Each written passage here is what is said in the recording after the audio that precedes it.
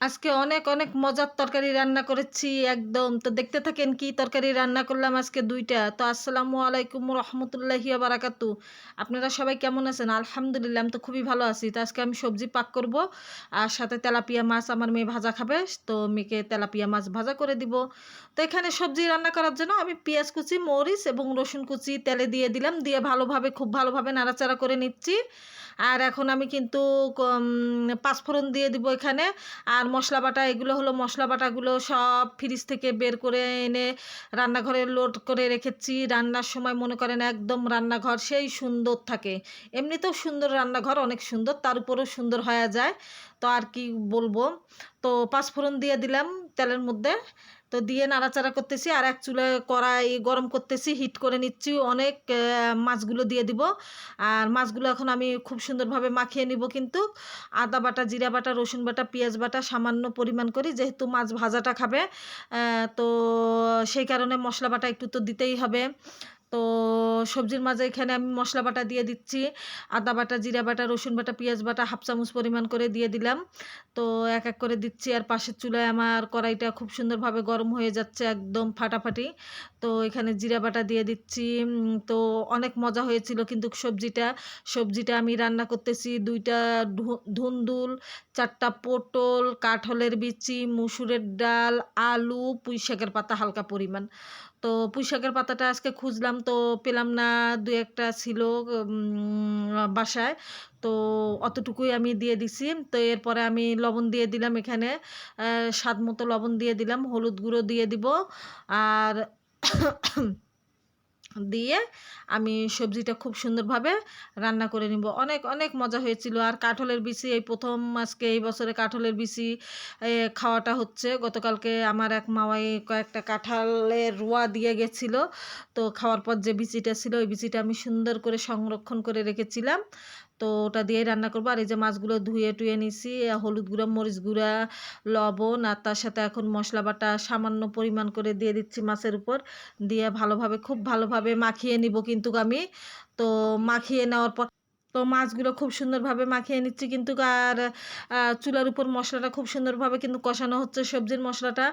তো মাছগুলো দেখিয়ে দিলাম খুব সুন্দরভাবে মাখিয়ে। এখন ওই কড়াইটা গরম হয়ে গেছে, তেলও দিয়ে খুব ভালোভাবে কিন্তু গরম করে নিব আমি। নিয়ে তারপর মাছগুলো ভাজবো। যত কড়াই গরম করব অত মাছগুলো কিন্তু খুব সুন্দরভাবে একদম উঠে যাবে একদম। আর নয়তো কিন্তু কড়াইয়ের সাথে একদম মাছ লেগে যায়। তাওয়াত ভাজলে আরও ভালো হয়। তো তাওয়া বসাইনি, যেহেতু কড়াই বসাইছি। তো কড়াইয়ের মধ্যে আজকে আমি মাছটা সুন্দরভাবে ভাজা করে নিব। আর এই যে এখানে আমার মশলাটা খুব সুন্দরভাবে কষানো হয়ে গেছে সবজির। এখন আমি সবজিগুলো ঢেলে দেবো কিন্তু এখানে। আর অনেক মজার হয়েছিল। তো এই যে সবজিগুলো সব কেটে খুব সুন্দরভাবে কেটে আমি ধুয়ে পানি ঝরিয়ে রেখেছি। তো দিয়ে দিলাম এখানে। দিয়ে এখন আমি খুব ভালোভাবে যে নাড়াচাড়া করে নিচ্ছি কিন্তু। আর তো আমার ভিডিও যদি আপনাদের ভালো লাগে তো অবশ্যই আমাকে জানিয়ে দিবেন, সাপোর্ট করবেন সবাই সবাইকে। আর কেউ কারো ভিডিওতে গিয়ে কমেন্ট করবেন না, ফলো দেওয়ার কথা অবশ্যই কমেন্ট করবেন না, এতে করে আপনাদের পেজ হলে সমস্যা হয়ে যাবে। আর এখানে আমি ডালগুলোও দিয়ে দিলাম কিন্তু।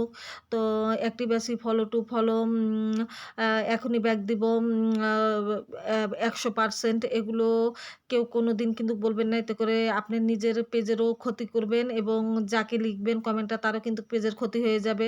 তো অবশ্যই আমরা যারা ফেসবুকে কাজ করতেছি অবশ্যই গাইডলাইনগুলো মেনে কিন্তু আমরা কিন্তু কাজটা করব কিন্তু। তো এর মাধ্যমে কিন্তু ইনশাল্লাহ আমরা সফলতা অর্জন করতে পারবো।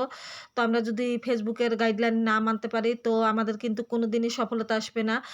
শুধু কষ্টই হবে ভিডিও বানাতে দিতে। তো সফলতা কিন্তু কোনো দিনই আমরা অর্জন করতে পারবো না। এটাই কিন্তু বাস্তব। তো আপুরা ভাইয়েরা অবশ্যই আপনাদেরকে আবারও বলবো, কেউ এরকম কোনো কমেন্ট কেউ কারো ভিডিওতে গিয়ে করবেন না যদি আপনাদের পেজ হয়। আর অবশ্যই আমরা একটা পেজে যারা আমরা ফেসবুকে পেজে কাজ করি, আমাদের কত পরিমাণ আমাদের কষ্ট হয় ভিডিও বানাতে, এডিট করতে, ভিডিও ছাড়তে, সারাদিন এই পেজের পিছে আমাদের টাইমটা কিন্তু চলে যায়। তো আমরা একমাত্র বুঝি এর কষ্টটা। আমরা কতটুকু কষ্ট করি, আমরা যারা কনটেন্ট ক্রিয়েটর আছি, তো আমরাই একমাত্র এর কিন্তু দুঃখটা অবশ্যই আমরা বুঝতে পারি। তো অবশ্যই কোনো কিছু অর্জন করতে গেলে তো কিছু ছাড় দিতে হয়। তো আমরা যেহেতু এই কাজে নামছি কিছু অর্জন করার জন্য, তো অবশ্যই আমাদের ছোট, ছোট জিনিস আমাদেরকে ছাড় অবশ্যই দিয়ে আমাদেরকে অর্জন করতে হবে। তো যত কষ্ট করব তত ফল পাবো। তো কষ্টের ফল কোনোদিন বৃথা হবে না, এটাই কিন্তু বাস্তব।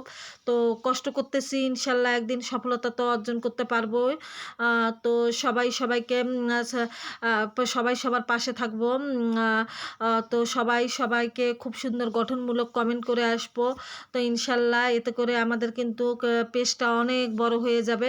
তো আমার সবজিটা প্রায় হয়ে যাওয়ার পথে কিন্তু ও সেই এখনও হয়নি কমপ্লিট। তো আমি এখানে একটা সবজির মশলা দিয়ে দিলাম, দিয়ে ভালোভাবে নাড়াচাড়া করে সামান্য পরিমাণ পানি দিয়ে কিন্তু আমি ঢেকে রাখবো। ধুন্দুলটা তো প্রায় সিদ্ধ হয়ে গেছে, কিন্তু ধুন্দুল সিদ্ধ হলে তো আর হবে না, এখানে কাঁঠালের বিচি সিদ্ধ হতে হবে, তারপর আলু সিদ্ধ হতে হবে, মুসুরের ডালটা সিদ্ধ হতে টাইম লাগবে। তো যে কারণে আমাকে কিন্তু পানিটা ব্যবহার করতে হবে এখানে। আর ছেলেমেয়েরা যেহেতু খেতে চায় না সব সময়, তো আমি মাছের সাথে ব্যবহার করে খাওয়াই সবজি।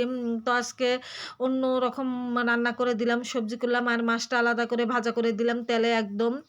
তো খেতে কিন্তু অনেক মজাই লেগেছিল। তো কয়েকদিন হলো অনেক গরম পড়েছিল, তো আজকে ২ দিন ধরে আলহামদুলিল্লাহ একটু ঠান্ডা আবহাওয়া। সেই অনেক জায়গায় অনেক বৃষ্টি হয়েছে, ঝড় তুফান হয়েছে। তো আমাদের রংপুরে আল্লাহর রহমত অতটা বৃষ্টি নেই যে বললে চলবে না, হালকা পাতলা আছে। তো এখন বলতে গেলে আমাদের রংপুর শহরটা ঠান্ডা আছে। তো মাছ ভাজাগুলো এই যে দেখেন এক পাশ হয়ে গেছে, আর এক পাশ আমি আরেক পাশ দিয়ে দিলাম, কড়কড়া করে ভাজা করে নিব। তো দেখছেন কড়াই যদি খুব ভালোভাবে গরম করি তো ফল কিন্তু এরকম হয়। তো যত গুড় তত মিঠা, এক কথায় আছে না? তো এটাই হলো তার বাস্তব প্রমাণ কিন্তু। তো কড়াই যত গরম করব, তেল যত গরম করব, তার উপরেই কিন্তু আমাদের ভিত্তি করবে মাছ ভাজাটা একদম।